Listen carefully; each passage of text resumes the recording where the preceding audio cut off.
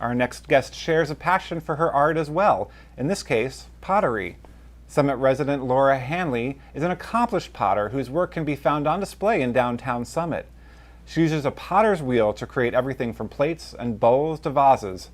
She even has a line of jewelry, but like JB, despite a lifelong fascination with pottery, Laura too found herself in a corporate job before she was able to follow her dream. Hi, I'm Laura Hanley, Summit's local potter, and I wanted to tell you a little bit about how I became a potter and how my passion grew for clay. When I was young, my mother often took me to arts and crafts shows, and I was always drawn to the booths where the vendors were selling pottery. Some of them even had manual kick wheels, and they would be demonstrating while they would have somebody with them selling their work. I remember becoming completely mesmerized by the clay spinning on the wheel, and I knew someday I would become a potter myself. After college, I finally had time to take some pottery classes. My work hours allowed me to take some part-time classes at a community college in Cleveland, Ohio. I loved it. And I started teaching. I wanted to earn my own income, but also be at home to raise my 4 children. So I bought 6 pottery wheels. I had one at the time, and I advertised to local kids, and I started teaching. At the same time, I applied for many juried arts and crafts shows so I could sell my pottery at those booths, and that's how it all began. I love teaching pottery to my new students. I teach from ages 9 to 99, and it's amazing what joy throwing on a wheel can bring to people. Making something with your hands, with the soft clay, and turning it into something that's functional or decorative is so rewarding. Many of my students come here for different reasons. Some of them have thrown pottery when they were younger and they wanted to get back into it, and then they just can't get enough of it. They don't want to leave my studio. I love throwing. I would love to throw all day, all night. I wish I did not have to sleep. My ideas are endless. I find it very therapeutic myself. When my kids were young, I would wake up at 5 a.m. and throw pottery just for a few hours before I started my day being a mom. Everybody knows how crazy it is to be a mom. And my first 3 children were born in less than 3 years, so life was a little crazy for a while. And now I wake up early to throw just because I love it. I could be in here for 12 hours, my back will start hurting, and it doesn't bother me. If somebody wants to start getting into the business of pottery, I would say make sure there's enough time to always be creative. Once you get into production pottery and you're always producing the same thing over and over, you lose your creativity. And when you lose the creativity, you're not growing. You're not growing as an artist and as a person. So I'd like to say to somebody who might like to start being a potter and have a business, to spend half of your time producing and half of your time just being creative and making whatever comes to your head at night, whatever you're drawing in your sketchbook when you can't be at your wheel.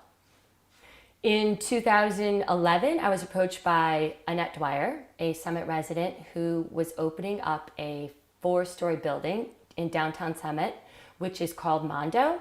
Mondo is a community of local artists, and there's a restaurant inside that has incredible food. It's called Marigolds, and I lease space in the front window of the Mondo building, and I always have the opportunity to sell the pottery that I make there.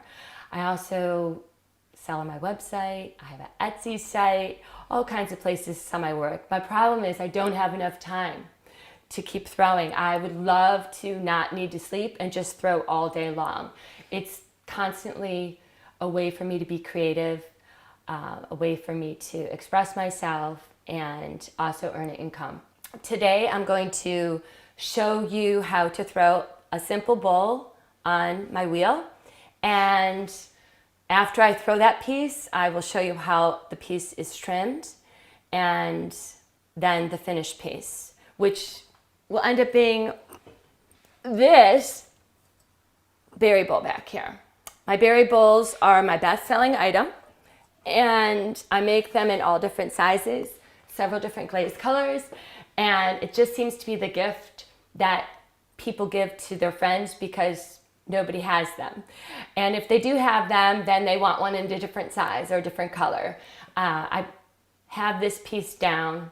I know what I'm doing. I've sold probably about 1,000 of them, and I hope to sell many, many more in the future. I'm going to show you how to throw a basic bowl, which I'll be turning into a berry bowl once it's leather hard. First thing a potter wants to do is to throw that piece of clay on the middle of their wheel head or bat. I don't have a very good aim, so instead of throwing my clay on that bat, I like to place it and give it a little pat. The first step is called praying. What that means is I'm just patting this clay down so the edges are flush with the bat and it's stuck there.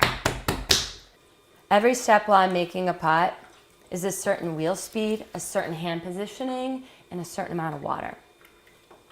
Since I'm right-handed, I'll always be working in the lower right-hand quadrant of the clay,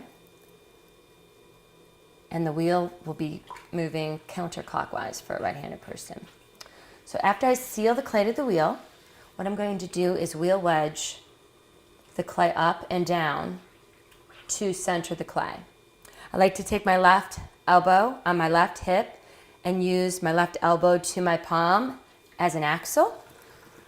So I'm putting a lot of pressure while I'm moving up the clay body. See a little bit of jiggle? This clay is not centered yet, so I have to center it a little bit more.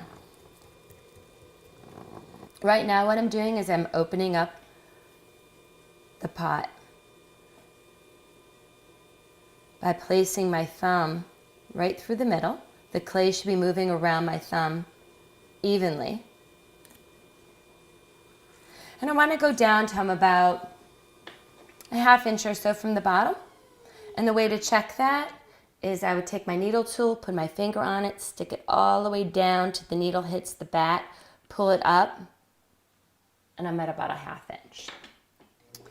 At that point, after this, what I'll do is I'll open up the bottom center, and as I'm pulling out the clay and this wall is getting wider, I'm going to slow down the wheel just a little bit to keep everything in control. So I'm supporting the wall on the inside and the outside on opposite sides of the clay. And I'm squeezing the clay from the bottom up. And every time the wheel makes a full rotation, that allows me to shift my positioning of my fingers up to the top of the piece, which is called the lip.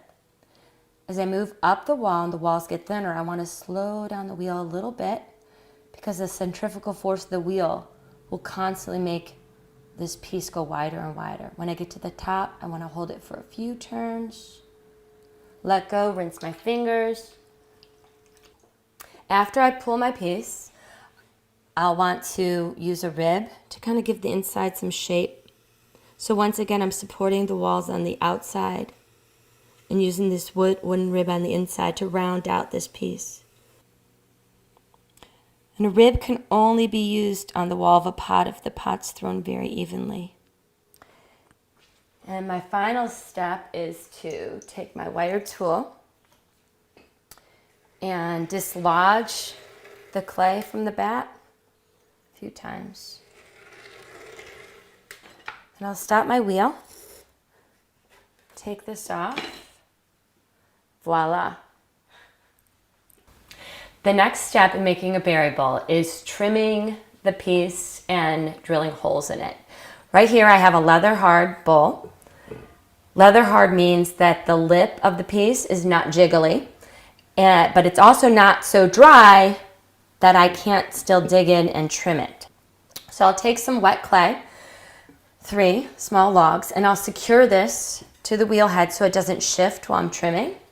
So what I'm going to do is hold this tool very tightly, have the wheel go fast, and going to trim away and finish off the bottom of this piece.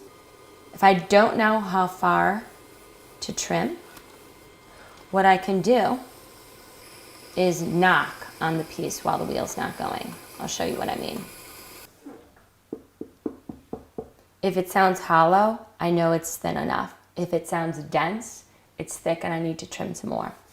Okay. So once I'm done trimming, just take my sponge, clean it up a little bit. Then I'm going to make some noise with my drill. So I always make my first hole in the middle. I'm just going to go down.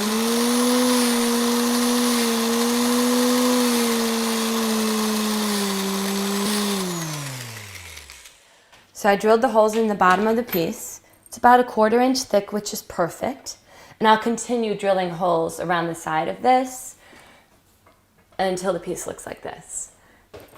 What I'll do is I'll take this and I will take a Scotch-Brite pad and gently sand off the excess clay, the edges that were formed when I drilled the holes. I'll sand this up real well. And then once this is a little bit drier, it'll be ready to be loaded into the kiln for the bisque firing. So I'm holding 2 of my favorite pieces, 2 berry bowls, as a matter of fact.